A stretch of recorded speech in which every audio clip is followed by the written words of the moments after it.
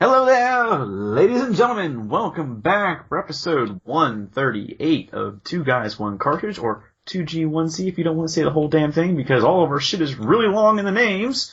Myself, Tim here, and Daryl, and how's it going, buddy? That was a strange intro. I know, I'm sorry. Well, I got called out on it the other day about how, like, all of our shit is way too long, because the website power-up's not included.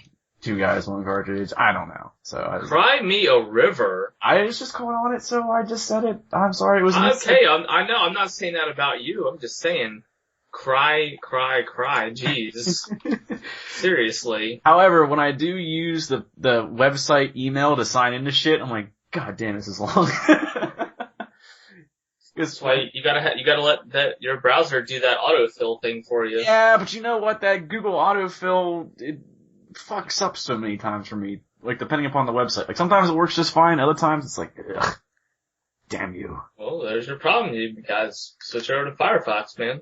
Ah. There you go. That's your problem. I don't have any problems. So, some websites don't save my information, like conveniently PowerUp's not included, which is why I can't log in ever. I swear, I've never had as much trouble logging into a website as I have. It's just like with my mics too. I didn't have problems with the mic for years. And then all of a sudden I started doing this, and I swear I've used like 6 different microphones in the past 2 years. I have no idea what's causing it. It must just be this website. The website is a curse, and we've just been... either that or it just doesn't like me, I don't know. Yeah, we've been, I guess we've been doing this for way too long, and just ever since we started doing it, nothing but bad things have happened. Oh, God. Yeah, that's true. Time to quit again. Yeah, I guess so. Shit. It was a good run, guys. It was a good run. Yeah, the whole 4 episodes we've done, 5, whatever it's been. Something like that. Actually, no, we started at 131, so it's now the 7th. 7th. Yeah. So, well, 1, 2, 3, 4, 5. Yeah. Yeah. Okay, yeah. Well, 7 for you, but 8 for me, because I did the one by myself, so. Oh, yeah. Yeah. That's what I'm getting. Technically, you are correct. Okay. Well, that was fun.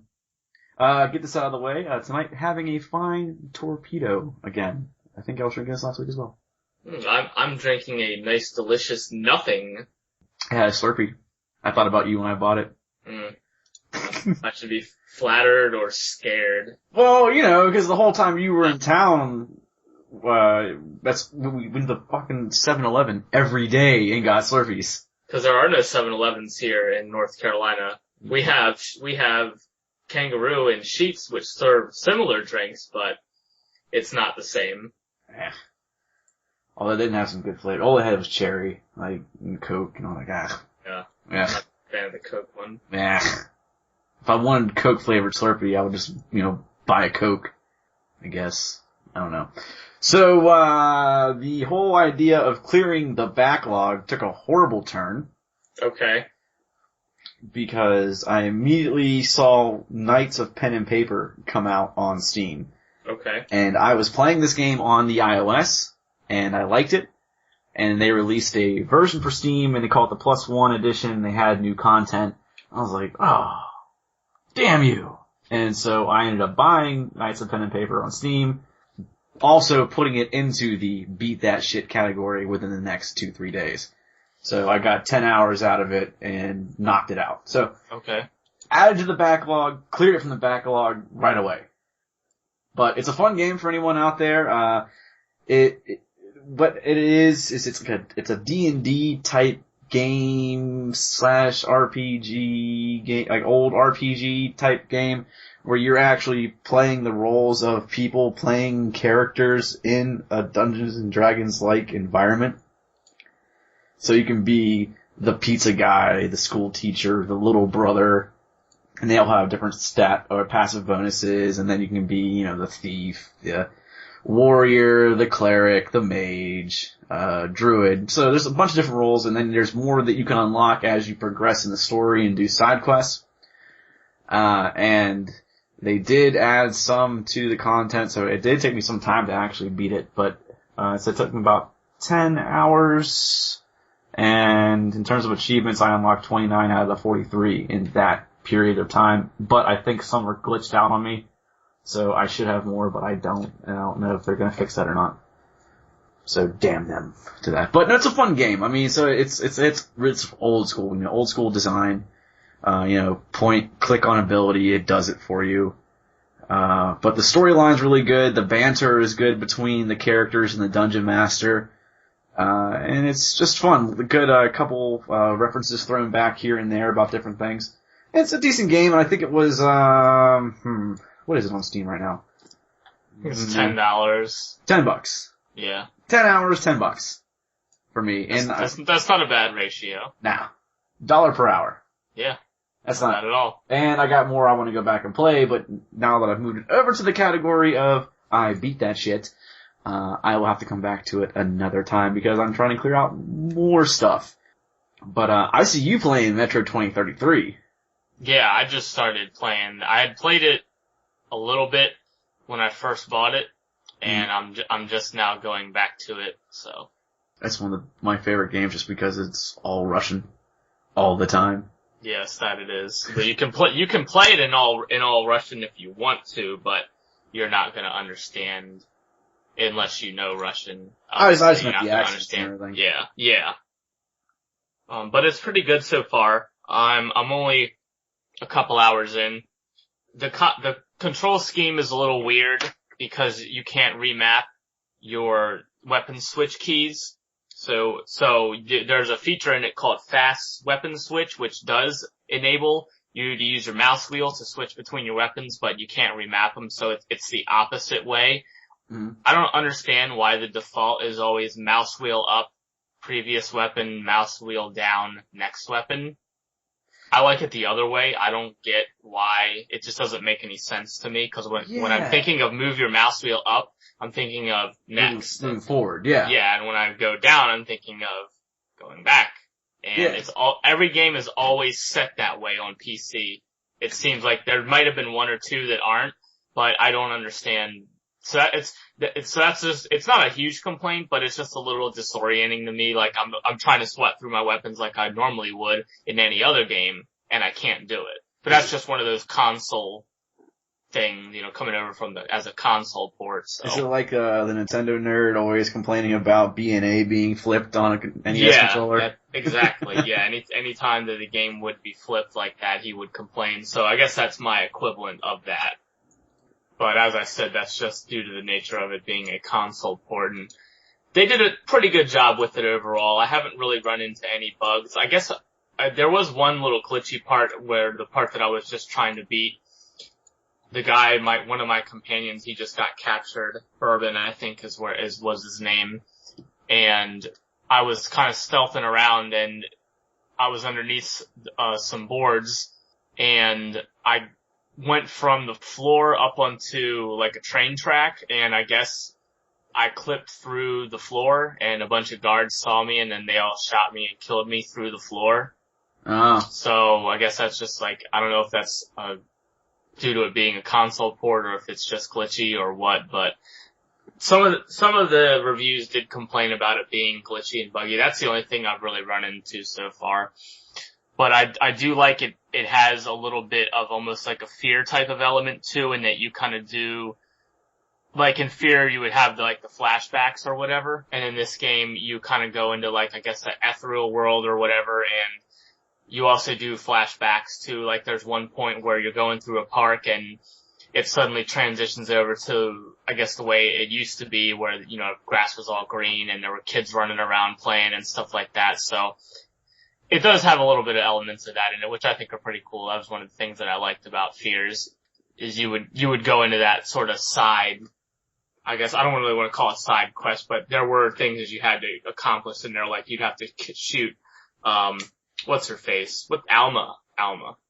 You'd have to shoot her, she'd be trying to kill you, chase you down a hallway or something like that. So there's some similar elements in that game. But I really think it comes through the most when you're on your own. Having the companions makes it a little bit easy, at least so far. I'm only a couple hours in, so maybe it gets tougher later on, but in general, I don't think it's very hard. I've been playing it on the hardest difficulty mode. So far, it's not very difficult, but I don't know. My companion really didn't do shit for me. My guy kills everything. I don't even really need to shoot when I have a companion with me. Huh. Yeah, he kills everything. Weird. Did you play it on the PC? Yeah. Okay. I don't know what to tell you about that. I also played it a while ago, so I don't know if there was some patch release or something. Maybe there was something that improved the companion AI.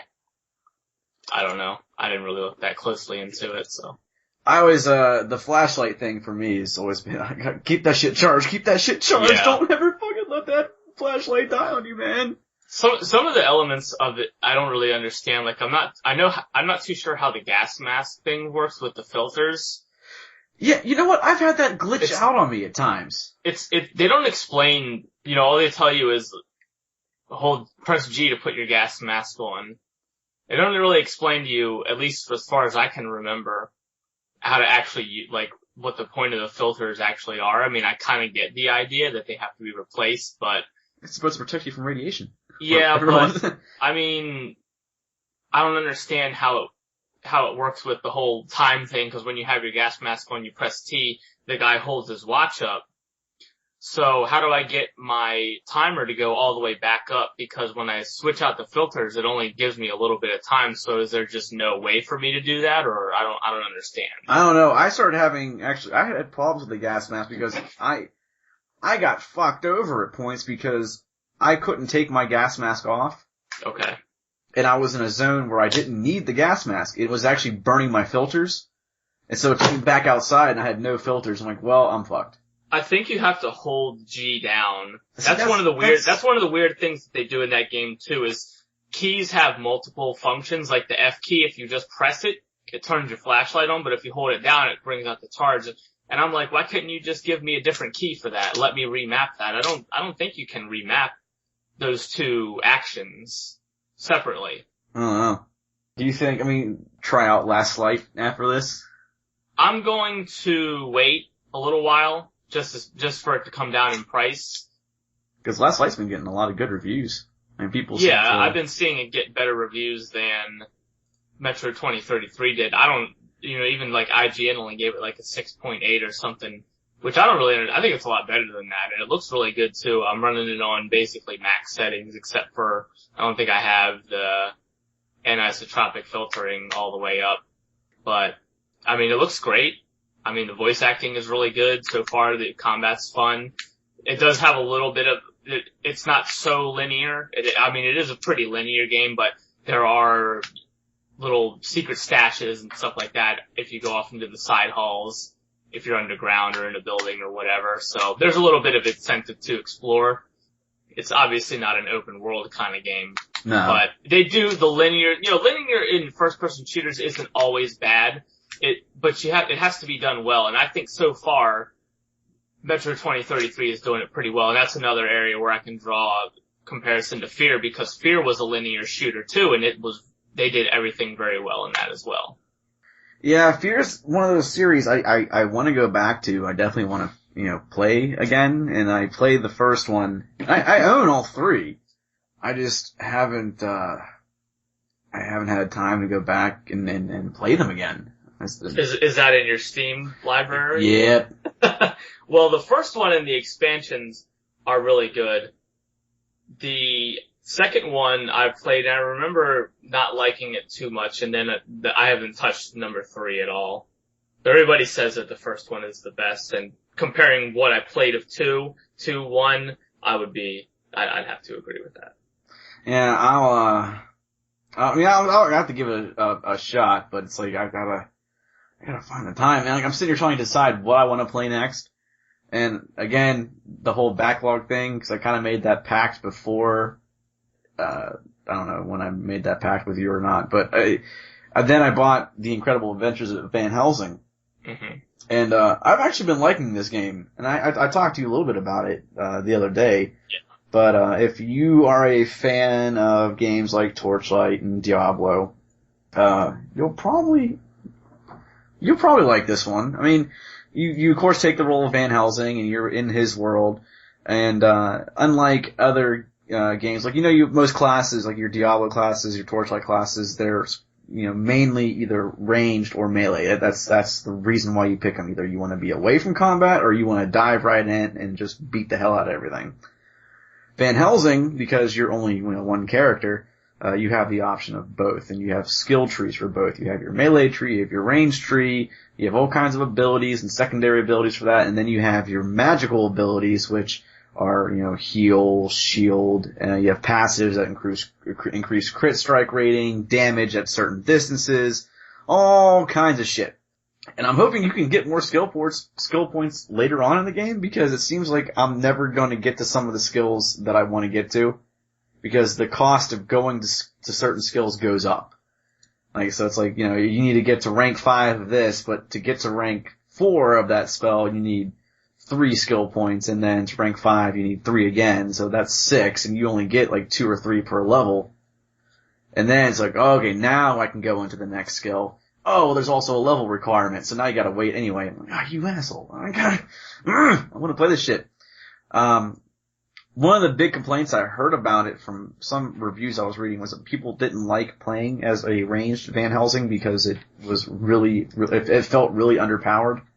People were doing a lot of kiting and stuff like that. And actually, I didn't mind it so much. I actually kind of like the idea that the game started a little bit slower than most, because you don't feel like the ultimate badass walking into a game. You actually feel like you're going up against hordes of enemies, and you need to, kind of pay attention to what you're doing and get the hell away whenever you're being overrun. So you do feel underpowered for first hour and a half, I would say. But then you put a couple points in explosive shot and you're good to go. You can handle that pretty well at that point. And I feel like a dumbass because you have an AI companion following you, Lady Katarina, who's a ghost. And she can attack also, and she can be equipped, with melee, ranged, chest piece, which I don't know how it goes, wears a chest piece, or actually carries a sword or guns, but that's neither here nor there. We're questioning, like, the logic behind this. No, never mind. I give up. Okay. As soon as I said it, I was like, maybe fuck it. But then, so you can set the traits of the AI. So do you want her to be more melee? Do you want her to be ranged? Do you want her to be aggressive, defensive? Do you want her to just assist on target from what you're attacking? And you can set all of that. And then I found out I was a dumbass after, like, the last 12 level, like, I got to level 12, and I didn't realize that I was ignoring a tab on Katarina's skill page, that she actually has passive buffs to give to Van Helsing. And I didn't put a single point in any of these abilities at all. And so, like, I was getting pretty fucked up in some of these fights, but then I was like, oh, like, you can increase his attack speed, his defense, his health, his life steal on hit, mana steal on hit. I'm like, oh, elemental resistances. So I started putting all those points in. I'm like, okay, now the game's actually feel a little more balanced here. I'm an idiot. But that's funny that you mentioned that, and that reminds me of when I first started playing World of Warcraft way back when I was leveling my first character and all that. I didn't know there were multiple talent trees. And the default talent tree for Hunters was Beast Mastery. Well, Beast Mastery back then, I don't think it was very good for leveling. And some guy I was talking to, and he was asking me, like, what's your build? And I said, well, I'm just putting it into this and this. And he's like, why are you leveling that? Why don't you do Marksman? And I was like, what is that? I don't even know what that is. And he was like, open up your talents and then look down at the bottom and you'll see 3 tabs. And then I clicked through them and I was like, oh, yeah. That's how big of a noob I was at that game when I first started playing. I didn't even know there were talent trees, multiple talent trees. But I don't feel so bad anymore. Yeah. After telling that story. Okay. I feel better now. Yeah, shit happens like that. Especially when it's the first time playing a game, so. Yeah, but, no, it's pretty good. I mean, Van Helsing's a pretty decent game. I mean, there's always swarms of enemies that are coming after you. And actually, I just got to a point, you use these ink gates, and ink gates are basically the teleportation points between areas. At some point when you're using an ink gate, you get lost in the ink, and you had to kind of fight your way out of it. And it's like, you find the boss of that area, and you see a bunch of dead corpses, and they do a line, or they do a piece from Knights of the Holy Grail. Like, all these corpses, what could do such a horrible thing? It's like, I think the beast lays right in front of us, and she goes, behind the rabbit? He goes, it is the rabbit. You must be kidding. I dare not. And then the rabbit fucking attacks you, and it's this epic level boss. It's this little furry white bunny rabbit. I chuckled a little bit when I heard that one. For anyone that is a fan of Monty Python and Holy Grail. For anyone that remembers it or doesn't know what the hell I'm talking about, go watch the movie. You should. And what the hell's wrong with you for not ever seeing it? I have no clue what you're talking about. Have you never seen the Holy Grail? I know what it is. I might have seen it like years and years ago. There's this whole scene where they get to this whole pit of despair or whatever it is, or this cave, and there's all these skeletons laying around. And they're like, oh, well, where's the mighty beast? And they're like, oh, look, he comes! And this little bunny comes over the hill. And they're like, well, where is it? It's right there. What, behind the rabbit? It is the rabbit! And then they go on and on about the rabbit not being as evil as it is, and then the rabbit, like, kills half the men as it's flying through the air, biting people's heads off and shit. Interesting. It was a good scene. Some people don't like it. I showed it to somebody I work with, and they're like, I don't understand how this is funny. I'm like, how can you not understand how this is not funny? Oh well, I'm done with that. Okay. Well, that wasn't the only game that you played recently, and I know that for a fact. Ah, damn you. Yeah. What? No, just damn you. Because I was like, why? Because I'll pass up on this, and then I didn't. What are you talking about? I don't know. What are you talking about?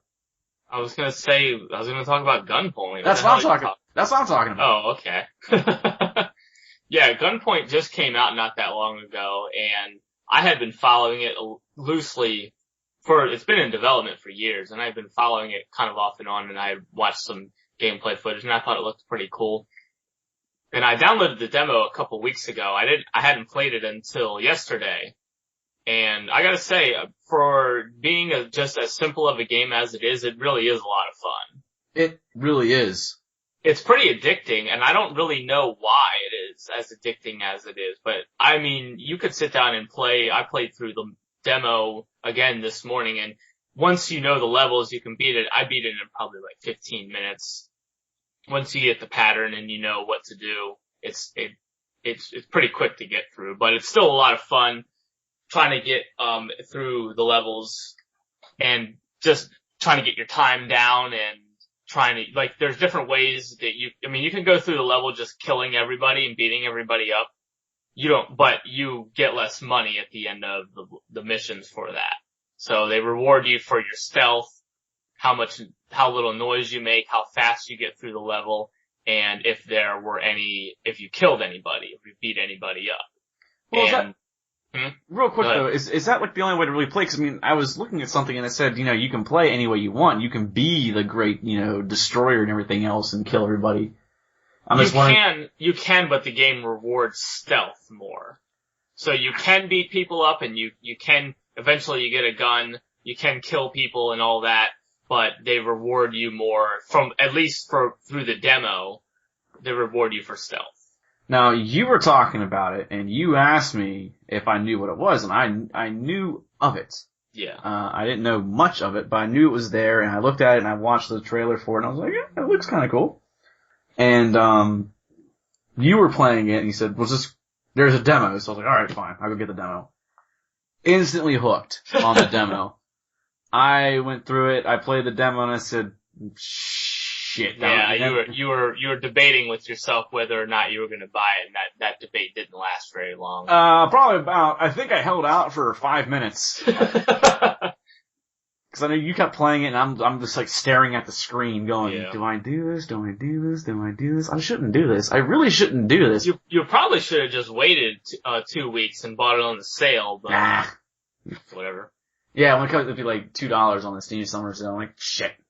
Oh well. But it's worth it. I mean, I'm definitely gonna finish Van Helsing first, which I have no idea really how far I am in the game. I put 6 hours into it. And giving the achievement list and everything else, I'm halfway done with those, so I guess I'm flying through the game rather quickly. I don't know. but I can't think it could be this much longer. I don't know. But yeah, Gunpoint's the next one I'm going to get to. And it's a lot of fun, especially like early on you get that, what's the device that lets you rewire shit? I don't remember what it's called, but that's kind of the main gimmick behind the game is your ability to rewire. So what you can do is you can take a light switch and you can wire it to a door that you can't open. Or you can rewire it to another light switch in a different floor, turn the lights off, and that lets you sneak in on that floor. And your main objective through the demo is you fly out of a window because you find the thing that lets you jump really high. Yeah. And you don't know how it works, so you're trying it out for the first time. And you jump you jump out the window and you hit a building and you crash down into the lobby, and some woman calls you and says, hey, why don't you come on up, or I'll show you how to use that thing, or I don't remember how the dialogue goes exactly. But then someone comes along and murders her. Yeah. And you have to go through certain buildings and hack into the computers and erase the footage from the security cameras. And the conversation pieces between levels is quite it can be humorous if you they took the BioWare route where you can choose different options, but they ultimately lead to the same outcome. But some of them are pretty funny. Some achievements are based upon those though. I was looking through the list. Depending upon what choices you make, I guess, in the conversations, like whether you side with somebody or whether you... Okay, well, yeah, I think eventually it does get a little bit more serious as far as you can pick sides, but at least in the demo, it just kind of maintained a really lighthearted style of dialogue. Yeah, I mean, in the demo, because I played the demo, I haven't played the rest of the game yet, but I'm going to, but like one of the things I enjoyed doing was, rewiring the light switch to a button I was on, hit the button, turn the lights off, go down the elevator, like, damn guard's like, oh, I should go turn the lights on, and they're like flipping the switch and it's not doing anything, and I pounce on his ass, punch him in the face, I'm like, yeah, what now? And then I go hack the computer and leave. Like a boss. And maybe I dive through a window because I just wanted to. Even though the game isn't like that. Yeah, you don't get rewarded for that. See, I think what you have to do, because it says you can play multiple ways, I think what you have to do is you need to choose which way you're gonna do it. Like, if you're gonna go stealth, you gotta go stealth. If you're gonna go offensive, you gotta go completely offensive in a level. If you wanna break shit, you gotta be noisy as a motherfucker. I think you can definitely choose different paths in that game of how you wanna play. But I think you have to stick to them, because they have those bars there, so I don't know if you get rewarded if you max out the bars or not. No, the less filled the bar is, the better. Mm-hmm. It's the opposite. But, like, I want to dive through a damn window. I want to get a cop next to a window. I didn't even mean to do this the first time I did it. But the cop was patrolling. I was going to pounce on him. I guess I had him close enough to the window. When I pounced on him, I drove him through the window and down 3 stories, and he just went splat. I'm like, oh shit! I was cracking up laughing. You were on this call still at that point. I lost it at that point. I was like, that's great. Just, I'm gonna line up every cop next to a window first before I take him out. Well, it is supposed to be a stealth game, primarily. So. So is Monaco, but I can do that without stealthing around. Depending on how you want to play. But yeah, it's a game we definitely recommend. It's like $9 or $10. I think you can get it from the developer for $9 right now, or $10 on Steam. And I'd also suggest waiting a couple weeks if you're planning on buying it, because the Steam summer sale will be right around the corner. It's coming. Unfortunately, it's not on Good Old Games. As far as I know, there's only 2 places you can buy it, and that's from the developer or on Steam. So. Otherwise, I probably would have picked it up myself if they had it on Good Old Games. So I didn't understand the controls at first. I didn't realize you could actually walk. I thought you could only jump.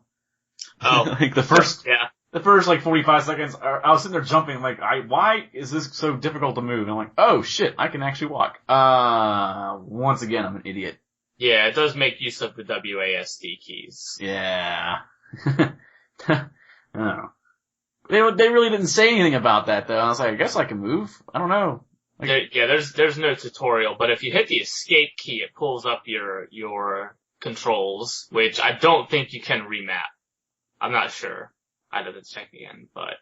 Oh, you know what? But I know that I think you can use the arrow keys as an alternate to WASD, but I'm not really sure why anybody would want to do that. Who would do that? I don't know. That's why I said I don't know why anybody would want to do that.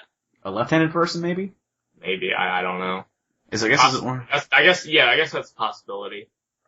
I would assume at that point that's why you would use arrow keys. Because, I mean, you want your hand far away from your mouse hand, because otherwise you're coming over and your hands are close. Yeah, I can see that. I don't know left-handed people, so. If you're left-handed and you're a gamer, let me know. Do you use your arrow keys? I'd like to know. Please, I'm interested. Very much so. A couple things released today. I'll get the quick one out of the way, because this is bullshit, but BioShock Infinite had DLC released today. And all it is a combination of the boosts you got from buying the different versions before launch. So you start off with a couple of boosts, some more coins, and upgrades to your weapons. That's what you get. There's no extra content besides that. Yay. Yeah, whoop-de-doo. Yeah, so, John. And how much are they charging for this? $5. Oh, well I guess that's not so bad. But then they say it's not a part of the season pass. I'm like, so you charge for the season pass. You haven't released any DLC for the season pass yet. The first bit of DLC you release is not a part of the season pass. Come on. But Josh sent that to me, because he didn't even, look at it. He just saw, DLC for BioShock, and he sent it to me. And I went and read it. I'm like, this isn't DLC. This is bullshit is what this is. Just a compilation of the crap that they already released. Yeah. If you would have paid more up front for the game and gotten the different versions, blah, blah, blah, blah, you would have gotten, the start with a little bit of an upgrade to weapons or boosts or coins and shit like that. Yeah. Oh well. Not interested passing up on the $5 for that one. We did get, however, Deadpool today. And it's a game I want to play, but I gotta stop. I'm not gonna do it. Yeah, you gotta have some restraint, man. I gotta have some restraint. I got some stuff I gotta do. But I did immediately go online and I started looking at some of the review sites and everything else. And, it's, middle of the ground so far. I mean, not terrible, but not great. It's getting, according to Metacritic at this moment, it's getting 66 from critics and it's got a 7.1 score from users. So, that's actually better than what I thought it would be, given the title, or the topic of the game, or focusing on Deadpool, because usually you start coming after franchises like this and people will either love it or they'll blast it in the face. It went middle of the ground, so I was really confused. I was waiting for the internet to rage or to start praising this game saying it's awesome, but neither one of those happened. And it's actually kind of interesting because watching or reading some of the reviews for the people that gave it scores 70 or 66, there's still positive reviews. Well, what did they kind of generally say about it? What did they say? Was it just generic? It just didn't do anything new, or? They say the combat's repetitive. Okay. But they're saying it's very funny. The story's good. And Deadpool's a dumbass. And I love this review from a user that gave it a 0. Okay. I don't even have to play this game. It's a steamy pile of garbage. Merc with a mouth. More like not so entertaining so-called comedic steamy pile of garbage. So didn't even play the game, but felt it necessary to come and drag the game's scores down and give it a 0. Sounds reasonable. Hey, why not? Yeah, sounds completely perfectly reasonable. So then when I see that kind of stuff, I go and look at the user itself and see what else they reviewed, and they gave a 10 to Last of Us, and that's the only other thing they reviewed. So, why? This is what kills me about this is why I try to avoid looking at these things, but I want to at the same time, because I just need to kind of get an idea of what other people are feeling about this. And it's why go onto a review site, which people are going to use to determine whether or not they're going to buy a game, and giving something as worthless of a review as that? Why even spend the time doing it? Why bring the game's score down just to say you don't like it even though you've never played it? It just doesn't make any sense to me. Yeah. Yeah, I don't know. That's just the internet being the internet. You can't think too much about that kind of stuff. I guess not. That goes back to what I said about WildStar, and even I was guilty of it when I first saw the game. Was I just dismissed it as a World of Warcraft clone when it's much more than that. But it's just because I think it has a lot to do with how much information is at our fingertips on the internet. We don't have time to look at it all, so you basically just look at something and you make a snap judgment on it. And sometimes you're right, sometimes you're wrong, and it's just that there's too much out there to look at. I think it's part of the problem, and you just kind of just do that quick judgment. And see, what kills me though is like people, not to go on a hate spree about the internet again, because I've already done that a few times over, but it's like you look in the wrong places. Like, you know, the review sites are for reviews. Joke sites are for jokes. That kind of stuff. Don't go to a joke site, see something and go, this is the reason why the game sucks, and then go to a review site and then talk shit about it based upon the joke. And that's where I see stuff, because I see like these fucking memes about stuff out there, and I see people's reviews that basically point back to the meme. I'm like, what? Never mind. I love you, internet. I really do. I just feel like sometimes you gotta pull your heads out of your asses. Or move out of your parents' basement, whichever one. Get a job, you bums. Well, I wanted to bring up Microsoft again, because they made an interesting decision with the Xbox One last week. Okay, yeah, I was trying to remember, I was thinking about bringing this up, I can't remember if we talked about it last week or not. We did not, because this was announced on, I think, Wednesday. Okay. So what they did was they completely reversed their DRM stance. So now they are going to have used games. Mm-hmm. They are going to have the ability to trade it in and swap your games with your friends and all that stuff. So they're basically just going back to the traditional console model. They're going back to the way the 360 was. Yes, essentially. For the most part. But there are still some things that they haven't gone back on. But okay, this is where I complain about this. So one of the things I liked about the E3 reveal or the E3 demo and everything like that is they showed someone playing a game and they had a beacon set where it said, someone is available for you in this game, and you can cut to that game just like that. But now if it's going to the point where you need the disc again, you can't do that quick swap anymore, I'm assuming, because I'm just wondering if they're going to give something out there. Can you opt in for, I have the disc, but can I lock it to my account and use just the hard drive itself, or am I now stuck to, I need to put the disc in every single time?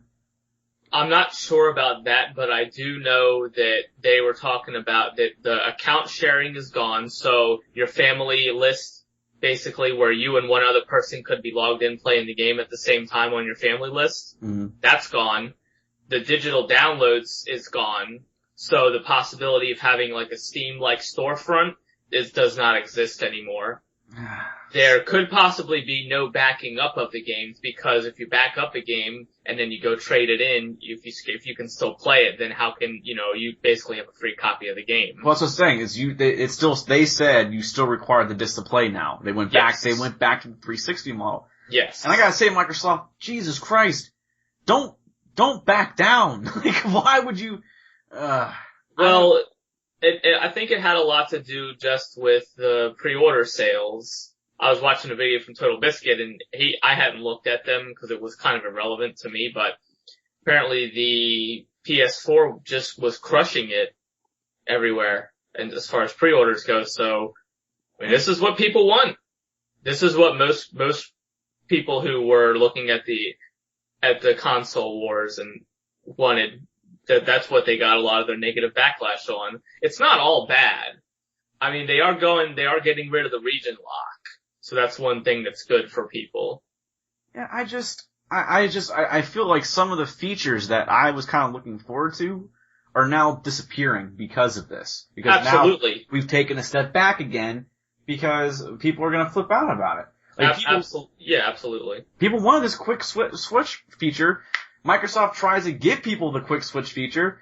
People revolt against Microsoft giving them the quick switch feature. Now we go back to the original way. Now what's going to happen is a year down the road, people are going to bitch about how come I going to have a disc? How come well, you know what? We tried to do it your way before, and then you bitched about it. So now we're going back to this way, because this is the only way we can verify that you still actually have the game in your possession.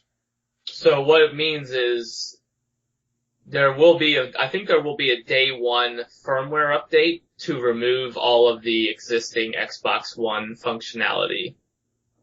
But they did not reverse their stance on the always on Connect. That's still on, and no self-publishing.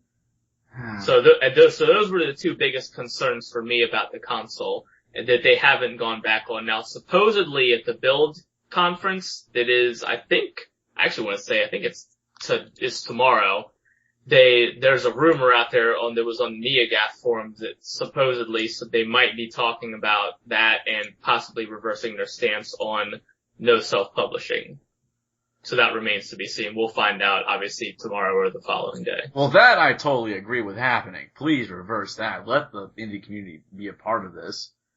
But, again, I have people that start messaging me because I took a firm stance on the Xbox One, and I have been backing the Xbox One, saying, go with it, stick with it, and Microsoft, keep on doing what you're doing. You're gonna piss some people off, but, people will come around. But I guess, looking at those pre-order sales, looking at what's possibly going to be day one sales, then being low, they gotta change some things. But people are like, well, and they messaged me because they knew I was taking the stance. Well, Microsoft went ahead and single-handedly alienated the military. What the fuck? I can't trade my games. How often do you trade your games? Well, I really don't, but, see, it doesn't even apply to you. You join in the fucking, the mass mob on the internet when this shit doesn't apply to you anyway. It doesn't apply to me, so I don't give a shit. I like some of these features that were coming, and now these features are disappearing because of people bitching all the time. And people saying, it's just not gonna work the way I want. Fuck you. And there were some developers and some people that came out and said that we didn't even give their model a chance. So we don't know what could have happened. If it could have ended up being a positive thing, we don't know, and we'll never know now, because obviously the majority has spoken and said that they want the trade-in model and the used game model. They clearly didn't want what Microsoft had to offer. And I didn't have a problem seeing what it was going to work out to be like either. I don't think it's a good thing anytime consumers have less choice, which would have been the whole trading in the games thing, but give it a chance. See what happens. We don't know. We don't know what they had to offer, and like I said, we will never know Yeah, now. there's features now that are being killed because of it. And it's some of the features I was looking forward to. I mean, this stuff really didn't even last in public knowledge for a little more than a week. I mean, they may not have even been done with the announcements of the console as far as their features go. So, I don't know. And I had heard around as well that they were talking about the possibility of even having a trade-in service for games you purchase digitally, where you could trade them in and get Microsoft points for them. Now, I don't know whether or not that was true. I hadn't heard anything else about that other than just a couple things that were thrown around, but that would be another feature where it's gone. It's not going to exist now. I mean, that would have worked because now you put it in Microsoft's hands, because they control the licenses anyway. So you give your license back to Microsoft and you get something back to look for more digital downloads. That would have been fine. I mean, they're doing away with Microsoft points anyway, so it would have been a real dollar value.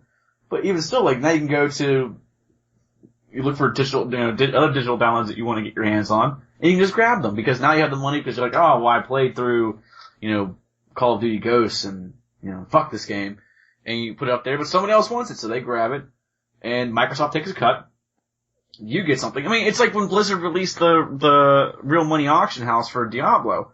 I thought it was kind of a good idea, because people could, in fact, make some money off of playing a video game. Of course, and then Blizzard was smart about it, because every single transaction that happens, Blizzard gets a cut. But people can still use the system and make money off of it. And if you make a system like that, where people can still trade their games into a Microsoft-based service, Microsoft takes a cut of every transaction, but it still allows people to get rid of games and look for new games that, they want to get their hands on, or, they just don't want to play anymore. And it gives people a chance to still use the service to get new titles and get rid of stuff that they don't want to play. But, they sigh. We'll probably never see it. And there was an interesting feature on Steam that some people who were looking around through some code for, I think, a future update found.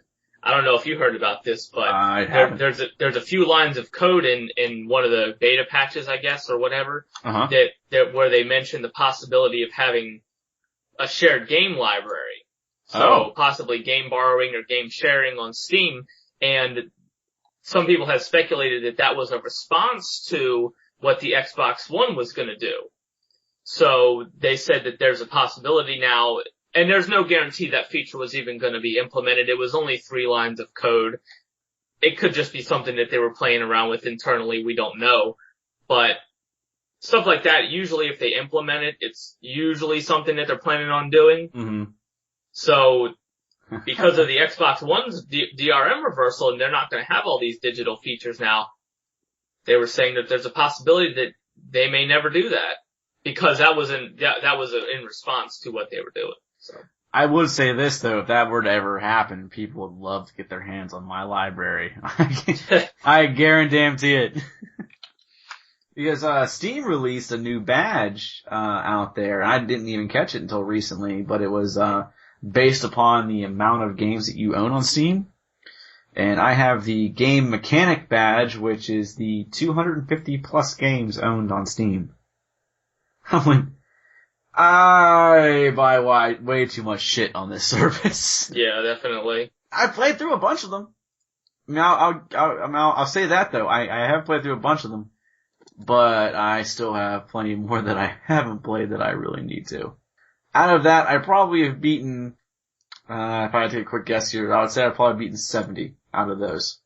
Now, granted, not all of those are actual beatable games. You know, they're arcade style games, stuff like, Nation Red, or just like first person survival stuff like Killing Floor. So I have games like that shouldn't be completely thrown into that list.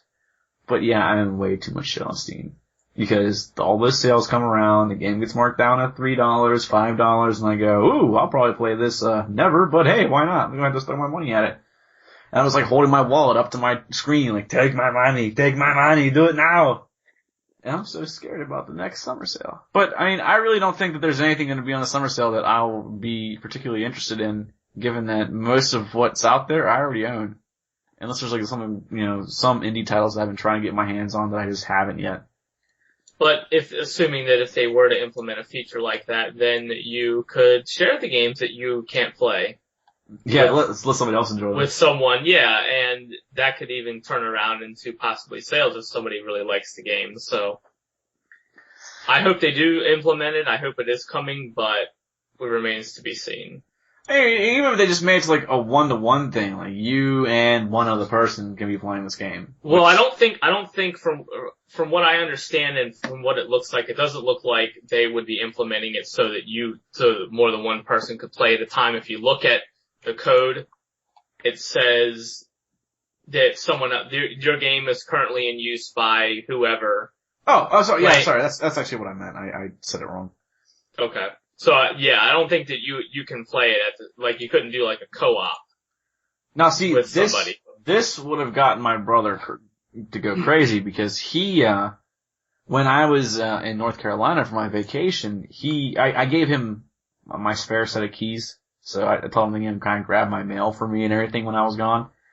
And he sent me a text message saying, where's your copy of BioShock Infinite?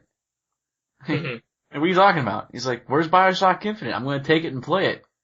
I'm like, bitch, that's on my computer right now as we speak. Matter of fact, I think I'm even playing it. Well, I'm not. You know what? I'm going to start playing it now. He's like, oh, you bought it on Steam? Like, yeah, of course I did. I have a computer and a display that shows me games in such quality that my console can't. Why do you think I would buy it on my console when I can definitely get the better looking title on my PC? So, oh, so I can't borrow it then? No, you can't. But him being a bum and not really buying games, you know, I think if something like that were to be implemented, it would be kind of awesome for him because I know he would love to get his hands on some of the games in my inventory. Definitely. So I don't really see how that wouldn't be a positive thing. all around, so. Yeah, 'cause, like you said, it could lead to sales. I mean, people, get a chance to try it and play it and go, well, actually, I want my own copy because, the person I was sharing it with now needs to share it with somebody else. And it could drive sales, but you give people a chance to play more because, like one of your complaints has been that the idea of demos has disappeared from so many games. That's right. So if you give people a chance to just, play it, maybe they'll buy it, depending upon what it is. I mean, if there's something that can beat quickly, well, sorry there. But, I mean, if it's games that will take hours upon hours, or games that have a big multiplayer kind of, following, so like games like Killing Floor, still to this day, that game is 4 years old, and we still play it. And we still love it, and we look forward to the events every single season. The winter event, the summer event, spring event. I don't know if the Redneck event was ever in there before, but the Redneck event... I think it was. Was it? I think it was in there last year, yeah. I think I remember that. I don't remember. Like last year was the first time I saw the Redneck event, and I was like, oh. And it's because, like, when we play Killing Floor, it's one of those games we kind of play in phases. Like, we play a couple games that we play for like a week or two, and then we're like, we got our fill. And then we walk away and go play something else. And then at some point we go, man, I really want to play Killing Floor again. And everyone's, re-downloads it, gets back into Killing Floor. We play again for 2-3 weeks, and then we sign out and like, uninstall it. And the cycle just continues over. Yeah, it was cool for a while. I mean, I got my time out of it, but I've since moved on. Yeah, I mean, I've gotten about 100 hours out of that game, easily. So, I mean, it's definitely fun. I mean, you get 6 people together, especially, like, the modding community for that game is huge, and it's a part of the Steam Workshop now, and actually has been for some time. But, someone did an Aliens mod to Killing Floor, and it's way better than playing Colonial Marines, I'll tell you that much. Well, that's not saying much. Yeah, well, yeah. It's actually really fucking hard. The creators of the mod said don't play this by yourself, because you won't survive. And, sure enough, you don't. Because if you get a face hugger on you, you die. You're just gonna die. The face hugger disappears and then, like 2 minutes later, you're walking around, and then all of a sudden he's like, you just died by a chest burster. I'm like, oh. But if you have somebody else with you and you get a face hugger on you, they can approach you and press E or whatever, and it'll pull the face hugger off of you. So you have to play with somebody unless you're really good at paying attention where the face huggers are, and I guarantee you're not. Because there's so many goddamn aliens on the screen and so many face huggers all over the place. It's ridiculous on that mod. I got Sean and Josh to both install it, and we played through it like that. And we got our asses handed to us. Like we had no trouble with multiple levels in Killing Floor before, and that aliens mod kicked the shit out of us. I'll go back at some point and actually, try to get my vengeance on it, but today is not that day, nor is tomorrow. Well, I wanted to talk about some more Steam stuff, because something I've been contemplating lately is how powerful Steam is becoming. And we talked about this a little bit with how I mentioned how I felt that Steam was becoming kind of a separate entity from Valve altogether, from Valve, the game developer. Mm-hmm. Since Valve doesn't really release major titles that often, Steam is kind of becoming this gigantic monster. Yeah. I'm kind of starting to feel that I want to start transitioning away from Steam as far as game purchases go. Huh. Okay. Yeah, well, I thought about it a lot, and it's just as far as competition goes, it's not really good just to have one dominant force. Mm-hmm. You know what I mean? Like it doesn't work. Monopolies don't work in any kind of market anywhere. So I just feel like giving so much power and so, giving so much money to Steam too. I kind of just started to spread my money around for game purchases. That's why I've been talking about like good old games a lot lately. Just kind of trying to get the word out for other services and just get people to, understand that Steam isn't the only one out there. That there are other places where you can purchase games, and part of it too is also just sometimes I just like not having to log on to Steam to play a game too. Even though Steam is really convenient and it's good to have, that's one of the best things about it is everything is right there and you're basically 2 clicks away. Uh-huh. That's one of the conveniences of Steam, and that's why Steam is deadly on your wallet too. Yeah. Yeah. But I didn't know if you had any thoughts about that, any of those kind of topics. Well, I mean, if you ever thought about it at all. I do follow the other websites. Particularly I follow Good Old Games. Like, that's the only other one I really pay attention to. And their sales so far, of course, got my attention with Omerta, if I'm saying that right. Omerta? Omerta. That was that gangster game. Mm-hmm. And it was on Steam, and it was full price still. But they had a pretty good sale on Good Old Games where they had that and I think it was 2 pieces of the DLC. And I think it was like either $10 or $15 for the whole thing. I think it may have been cheaper than that. I don't know. But you got the game and you got the 2 DLC packages for that. So immediately, I bought that up from the summer sale. Now, most of the other stuff on the summer sale, I already own. So like FTL, I have. Evoland, I have. Neverwhere Nights 2, I have. You know, most of the stuff, it's like, I've been around Steam for so long that I guarantee at some point I've handed Steam my money for some of these games. Mm-hmm. But you're right. A monopoly is never a good thing. Yeah, you know? It's not in anybody's best interest. However, I will counter-argument and say that even though Steam is very much the primary dominant force in the digital distribution area, like, they don't hike up prices and they always keep stuff, competitive and everything else. So it's like, I don't know. I mean, sometimes it feels like you're undercutting, but then the other sites undercut too to get people to come over to their site to buy. And you're looking at quantity over quality. But I have been a faithful Steam customer for 3-4 years now. And I really, I don't know. I mean, we're always told monopolies are bad, but, Steam has just kind of never really disappointed me, I guess. Like, I've been a follower for someone. But I see what you're saying, though. You definitely want to give it out there to somebody else who's definitely out there trying, and Good Old Games jumped ahead and put their summer sale out there before Steam did this year. So I think you said last year that they did it afterwards. I'm pretty sure they did it afterwards, and that didn't really get as much attention as it did this year, so. No, and I said that's the thing. If you go after the Steam summer sale, you're fucked. Because people are gonna be sitting there. Oh yeah, people have already spent all their money. Yeah, I mean. Yeah, you're done. I mean, you were up here during the last summer sale. How many times did I go and just check the sale every 4 hours or 8 hours, whatever it was? Oh yeah, I mean, at some points it was on an hourly basis. We were checking just to see what the new sales were going to be, what the new flash sales were going to be, or whatever they call them. So we're addicts and we need that itch, It's just like you tell us we're going to have a bunch of these games that, were $50, $60 at one point, and now they're $15, $20. Well, now we'll start paying more attention to them.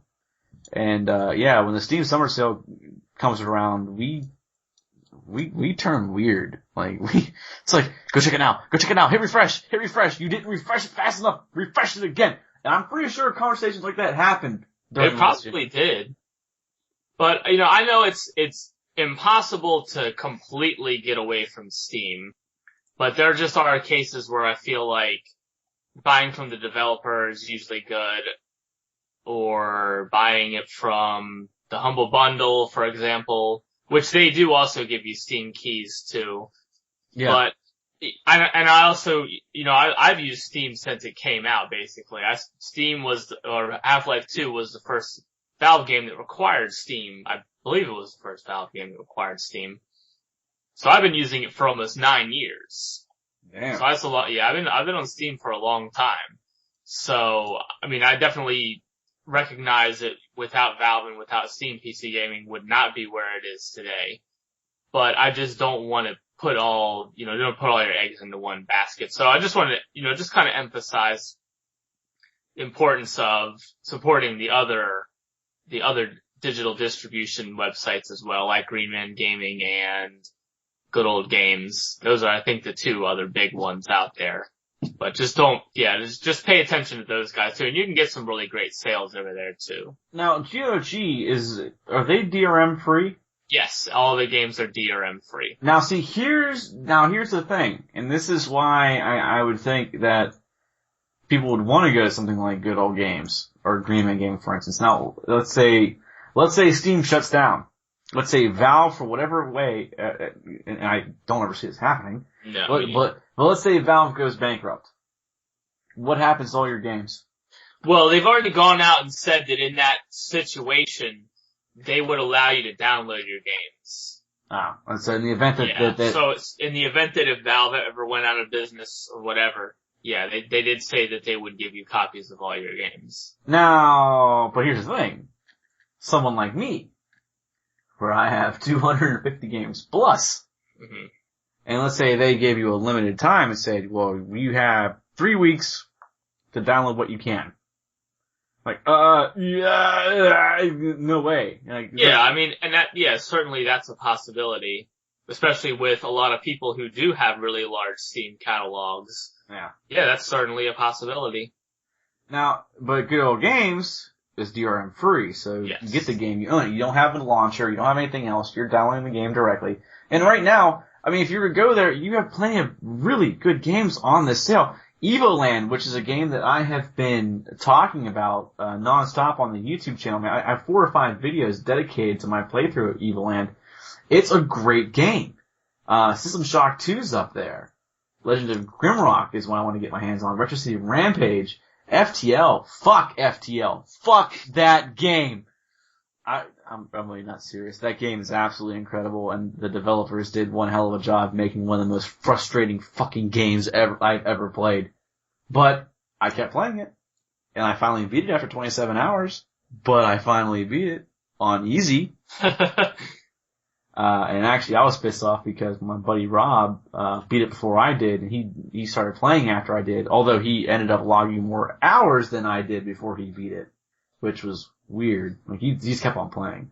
But, I mean, there's a lot of games on Good Old Games that you can, I mean, they're 50% off. So, I mean, you're looking at $5 for each of these, or $2.99. And it's just like the way Steam was doing it, but they are DRM free, and they are good deals.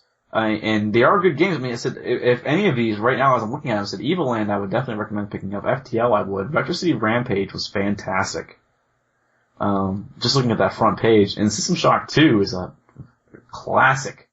And it, of course, made its appearance again back to, Good Old Games and to Steam over the last, couple of months. Like, when did, no, it was like, it was recently. It was like last month or 2 months ago, I think. It was within the last couple months that they finally worked out the legal issues and were able to re-release it in the form where it deserves, so. Yeah, so now everyone can get their hands on this again. Now, if they were to ever release the Journeyman Project again, the first one, now, I can play the Journeyman Project because I still have an XP box sitting in my house. Like, how long is my XP box gonna last? It's gonna die soon. I'm surprised it's still living right now. We were trying to run a Minecraft server off of it. Nope. We couldn't get shit done on it. We were lagging out every 35 seconds. Yeah, an XP box wouldn't be enough to support a Minecraft server. No way. It actually is. It's enough, but it's just that my box is 8 years old. And it has gotten its hard drive fragged and defragged so many goddamn times, because that was my old gaming PC. And it was more than that before that. And then it was more than that after that. And then it just became a storage box for porn. Aha! I'll throw a little bit in there. But of course, did the reformatting and everything else and try to make it just dedicated to one thing, and it's not doing it. I mean, the parts are old, the hard drive's old, the processor's old, everything's just failing on it. But, that's what I was about to say, like, if I go ahead and I played Journeyman Project, which is one of my favorite old games, which I had to jump through fucking hoops to get this goddamn game to run after I went to Amazon and I bought it for like $2. I was so excited when I saw it. And then I couldn't play it, and I was pissed. But then I could play it because I remember my XP machine could play it. And I got really frustrated with it, and I put it down because I forgot the sequences to the genetic code in the second level. I used to remember all the shit by heart. I used to know all the codes, everything. I didn't have to write anything down. I knew it all because I played that game so many times, and now I can't remember a damn thing about it, and I'm getting frustrated. I got a pen and paper sitting next to my computer, and I'm sitting there writing down everything as I'm doing it again and going, I feel like I'm 10 years old again. Damn it! I knew I was here before. Rant mode over. Okay. Well, one more thing about Steam, so I wanted, before we, move on to another topic, is there was a more controversy around Steam Greenlight that happened within the last week. Oh? Yes. So, we talked about Paranautical Activity. Yes. Well, there was a game that was just released. It was released on the 21st, and it was called Fist Puncher. It's called Fist Puncher. And it's a side-scrolling beat-em-up game in the style of River City Ransom, Double Dragon, and all that good stuff. I've seen it, yes. And it was a game that was published by Adult Swim. And it was also a game that previously had a Steam Greenlight page. Oh. Yeah, and I'm seeing a recurring theme here. It appears as though that the same thing that happened to Paranautical Activity also happened to Fist Puncher, where they were contacted by Adult Swim, offered a publishing deal. They accepted the publishing deal, except the difference between Paranautical Activity and Fist Puncher is Fist Puncher's on Steam. Paranautical Activity is not. True. And Total Biscuit made a video about it, and I watched it, and he was being extremely critical, rightfully so, of Steam and the Greenlight process, basically saying, what is the standard? Because there's clearly no set defined standard for the games that can be accepted from Greenlight to a publishing deal to getting on Steam, because you've got these two, as far as I can tell, identical cases, and one game was accepted and one game was not. Now, the only thing that I can see that was different between them was for Fist Puncher, the Steam Greenlight page is gone. So unless it's a case where they got offered the publishing deal and then closed their Steam Greenlight page after seeing what happened to Paranautical Activity, or maybe Adult Swim told them, like, hey, make sure you close your Steam Greenlight page before you announce this. That's the only thing I could see that would be different about these two situations. Other than that, they look identical. I mean, they are, very similar, and again, the same publisher, too. Yeah, absolutely. Same publisher. So apparently both contacted by Adult Swim, and he said, Total Biscuit said that he contacted both Adult Swim and Steam to try to get some clarification on what happened, and he didn't hear back from either party. So, we don't know if it's just a completely arbitrary thing, or if they really were trying to make some kind of example of Paranautical Activity. If they didn't do a very good job, because they turned around 2 weeks later and did the same exact thing again to another game and let it through. Yeah. I don't know what the hell's going on here. It doesn't make any sense at all. Yeah, that really doesn't. I mean, why go with one way and then immediately reverse your stance? Exactly, yeah. But then again, what are they, Microsoft? Because, they just did that, too. Yeah, I don't know, maybe they are. Maybe Valve is taking a page out of Microsoft's book. I don't know. But it's a very, very confusing situation, and I still, once again, feel bad for the guys from that developed Paranautical Activity, because it does look like a really good game, but as of now, it does not exist on Steam, so. Yeah. And that's one of the things about Steam, and we talked about it too, previously when we talked about Paranautical Activity, was that the developers all recognize that Steam is going to be, if you're on Steam, that's going to be by far where your biggest audience is going to be. Mm-hmm. That's where everybody goes to congregate. So no game on Steam, sales aren't going to be as good, which is another reason why I'm kind of trying to spread the word about other areas rather than Steam, is because we don't want one area to be dominant, to be so dominant. It's bad for everybody. But that aside, they recognize, like I said, that they had to be on Steam in order to get the sales, and not being on Steam, not that many people are going to pay attention, not as many people who could potentially buy the game would.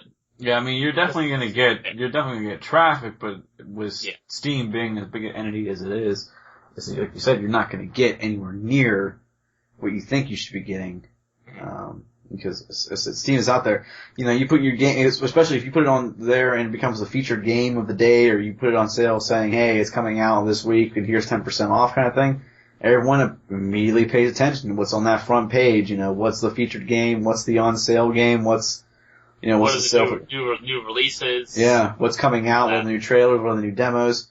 You know, that whole front page gives you a lot of information right away. And if your name's not up there, you know, what are you gonna do?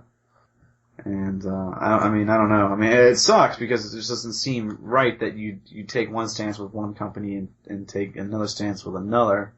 Even though it from just looking at just going by what you told me here, the two sound very similar.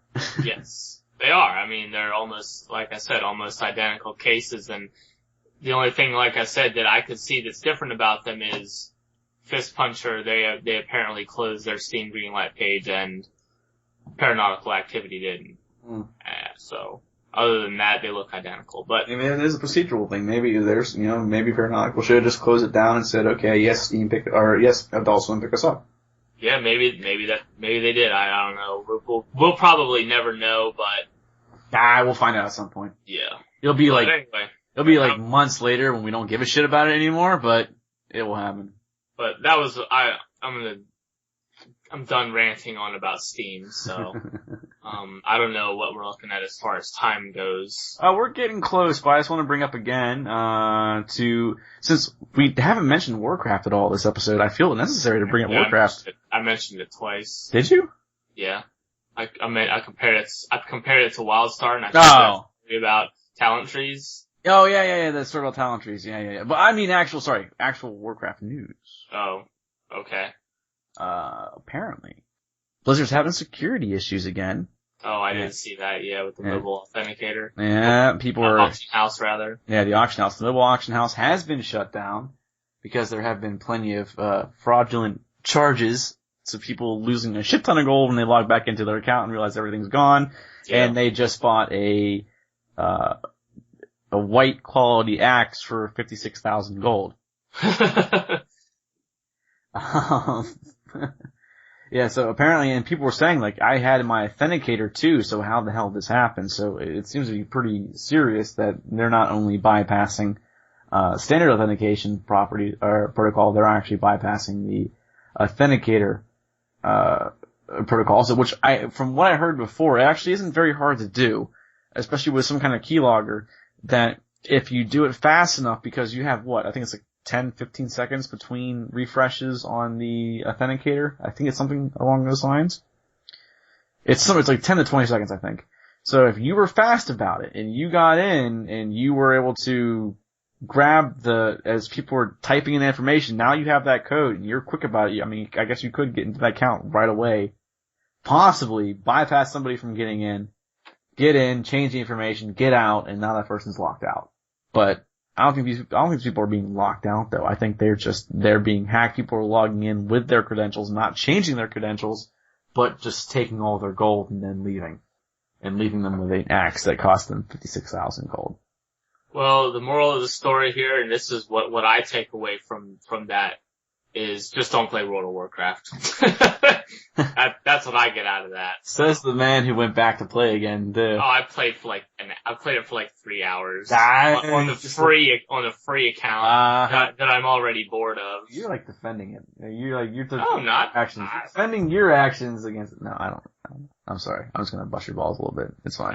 That's just goes right through me. Tim, doesn't bother me. I know. Just like when you sit here and keep on saying how much I love the cock, I'm just gonna go ahead and let that go. 400 and 500 more times, and I'm gonna get pissed off about it. Oh, you do. Yeah, at some point, I'll get really pissed. Well, I had a couple quick notes I wanted to go over here briefly. So the Shadowrun Returns, which is one of the major Kickstarter games. So these games are going to start coming out soon. A bunch of them, hopefully. But that release date is set for July 25th. Shadowrun's an old school RPG. It's top-down isometric, turn-based action, I think it's more of like a strategy RPG. I could be wrong, but I know it has RPG elements. But that's coming out on July 25th. Hotline Miami 2 was announced in the last week. Mm-hmm. Fez 2, which I believe we talked about the announcement last week, Phil Fish came out and said that they will not be releasing on Xbox when the game comes out, which is understandable given the issues that they had before. The issues with patching and all that, how they couldn't release the patch on Xbox Live because it was going to cost them something absurd like $40,000 or whatever the hell it was. I don't understand why Microsoft charges so much for patching, but No. Dragon Quest X is making its possible first appearance on PC for the Dragon Quest series. But you did tell me about that. But apparently, it's probably only going to be coming to Japan. There's a lot of maybes involved with that situation. Apparently the Wii U version rather, is not even coming to North America.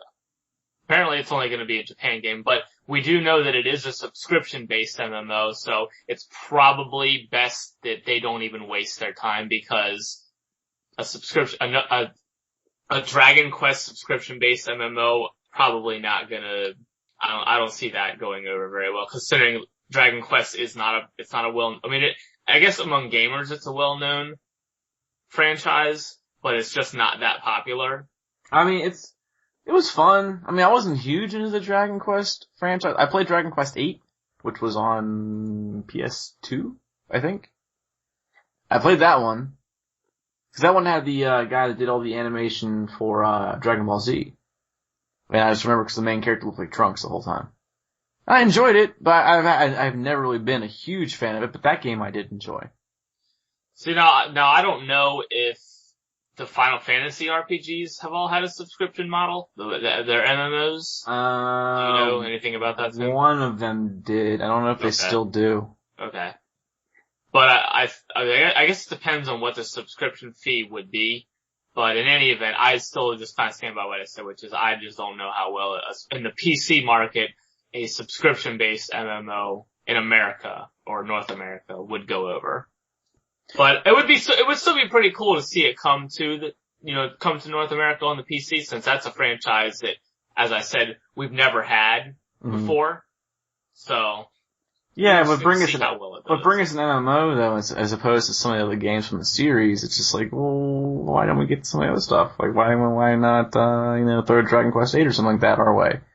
And why give us an MMO? But, I mean, I don't know.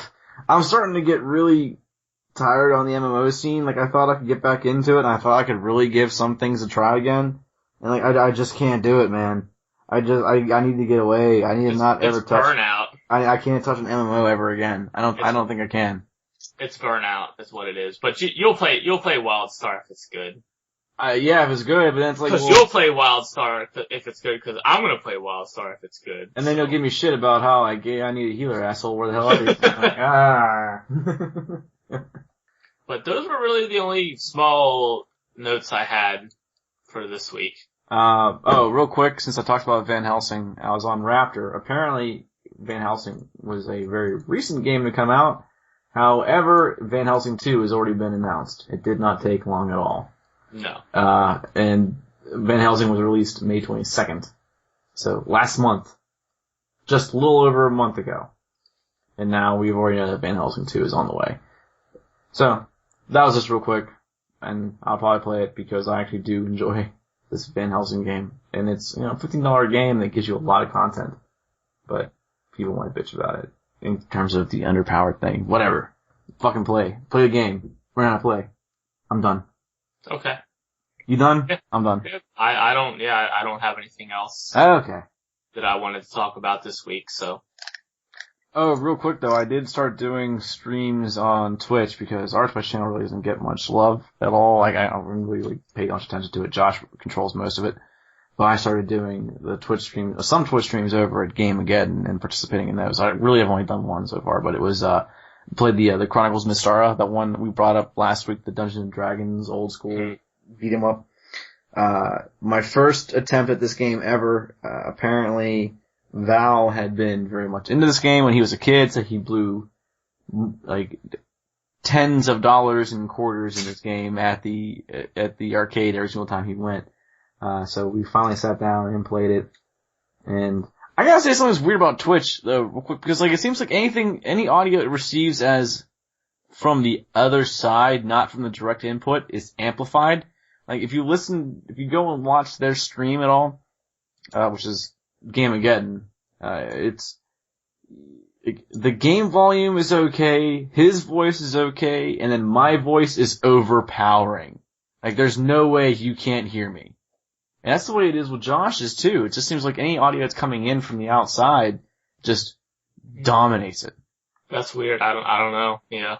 I think they're both using the same application to record. And I think that might be it, and I think someone hasn't figured out how to adjust it yet. But, well, they need to get on that shit then.